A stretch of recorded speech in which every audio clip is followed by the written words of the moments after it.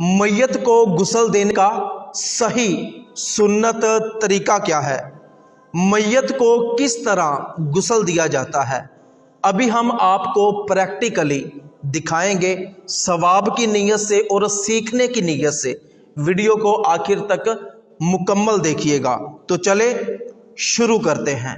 जिस तख्ते पर मैयत को गुस्ल देना हो उस तख्ते पर मैयत को कपड़े उतार कर लेटा दें और मैयत की नाफ से लेकर मैयत के घुटनों तक ये सतर का हिस्सा है, इस सतर के हिस्से को किसी मोटे कपड़े से छुपा दें ताकि मैयत का सतर नजर ना आए, बेपर्दगी ना हो। मैयत को गुस्ल देने के लिए एक टब में बेरी के पत्तों वाला नीम गर्म पानी लें।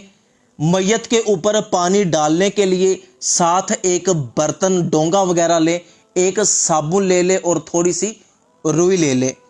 इसके बाद आपने सबसे पहले मैयत को इस्तिंजा करवाना है।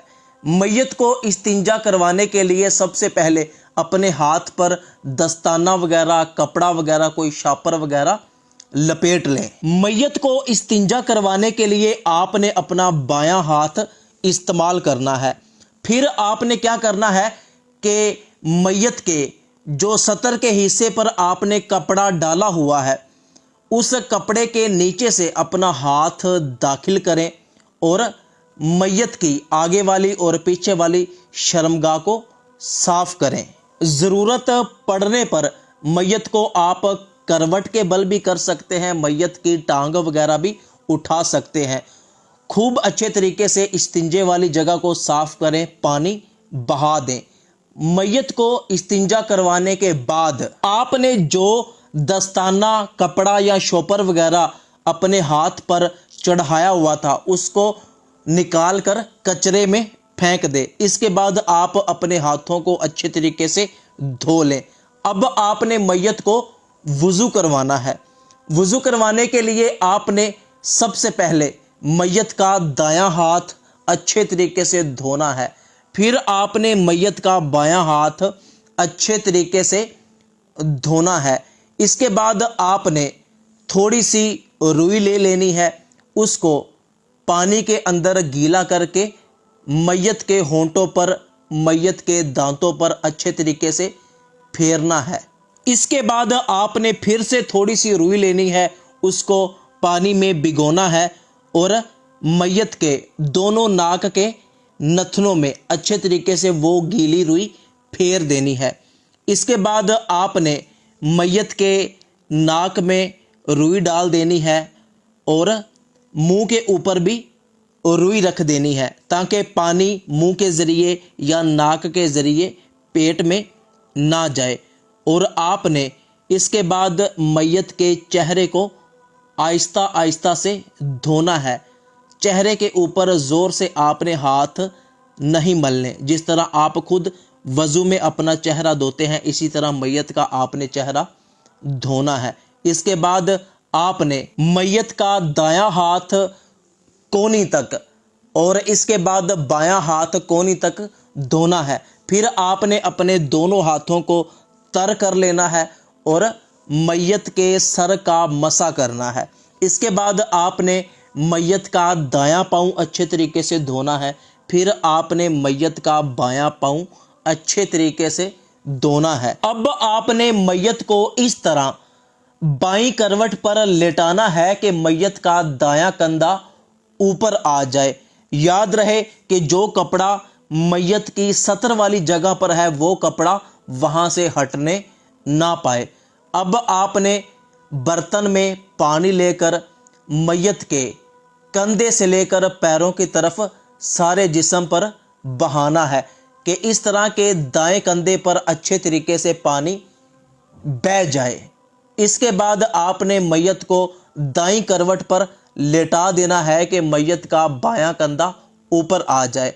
अब आपने मैयत के बाएं कंधे पर अच्छे तरीके से पानी बहाना है, बाएं कंधे से लेकर सीधा पैरों की तरफ। फिर आपने मैयत को सीधा लेटा देना है। अब आपने मैयत के सर से लेकर पैरों तक अच्छे तरीके से मैयत के ऊपर पानी बहाना है, यहाँ तक कि एक भी बाल खुश्क ना रह जाए। याद रहे कि मैयत का जो हिस्सा सतर वाला है, नाव से लेकर घुटनों तक, जब आपने इस हिस्से पर अपना हाथ फेरना है तो आपको अपने हाथ पे दस्ताना वगैरह चढ़ाना पड़ेगा, इसलिए कि बिला हाइल आप मैयत के सतर वाले हिस्से को टच नहीं कर सकते। आपको लाजमी अपने हाथ के ऊपर दस्ताना या कपड़ा वगैरह रखना पड़ेगा जब आप मैयत के सतर वाले हिस्से पर हाथ फेरेंगे। ये बात भी याद रहे कि जब आपने मैयत के सतर वाले हिस्से पर पानी डालना है तो कपड़ा उठाकर भी डाल सकते हैं, इस तरह के आपकी नज़र मैयत के सतर वाले हिस्से पर ना पड़े, और कपड़े के ऊपर से भी डाल सकते हैं जबकि आपको यकीन हो कि कपड़ा अपने ऊपर से पानी को अच्छे तरीके से नीचे ले जाएगा और मैयत का सारा जिस्म पानी के साथ गीला हो जाए, पानी वहां पर बह जाए। इसके बाद आपने मैयत को करवट के बल करके मैयत की कमर वाले हिस्से पर भी अच्छे तरीके से पानी बहाना है, वहां पे हाथ फेरना है।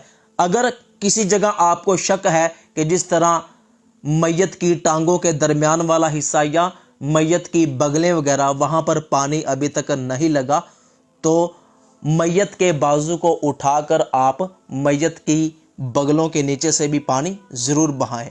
इसी तरह मैयत के टांगों के दरमियान भी पानी को ज़रूर पहुंचाएं, यहाँ तक कि मैयत के जिस्म का कोई भी ऐसा हिस्सा ना हो जहां पर पानी ना बहा हो। अब मैयत को थोड़ा सा ऊपर करके बिठाएं जहां तक मैयत ऊपर हो सके, और मैयत के पेट पर हाथ फेरें ताकि अगर कोई चीज़ जिस्म के अंदर से बाहर निकलने वाली है तो वो शर्मगाह के ज़रिए बाहर निकल जाए। मैयत को दोबारा से इस्तिंजा करवा दें। अब मैयत को दोबारा गुस्ल देने की हाजत नहीं है। ज़रूरत पड़ने पर आप मैयत को साबुन के साथ भी नहला सकते हैं, लेकिन बेरी के पत्ते भी वही काम करते हैं जो साबुन काम करता है। तो दोस्तों, वो लोग जो मैयत को गुस्ल देने वाले हो, उनका मैयत को गुस्ल देते वक्त अपना बावज़ू होना ज़रूरी है। सवाब की नीयत से इस वीडियो को अपने तमाम दोस्तों तक ज़रूर पहुंचाइएगा। हमारी टीम की हौसला अफजाई के लिए वीडियो को लाइक, कमेंट, शेयर ज़रूर कीजिएगा। और अगर कहीं पर आपको ऐसा लगे कि हमने कोई चीज़ बयान नहीं की या हम किसी गलती पर हैं तो कमेंट में हमारी इस्लाह ज़रूर कीजिएगा।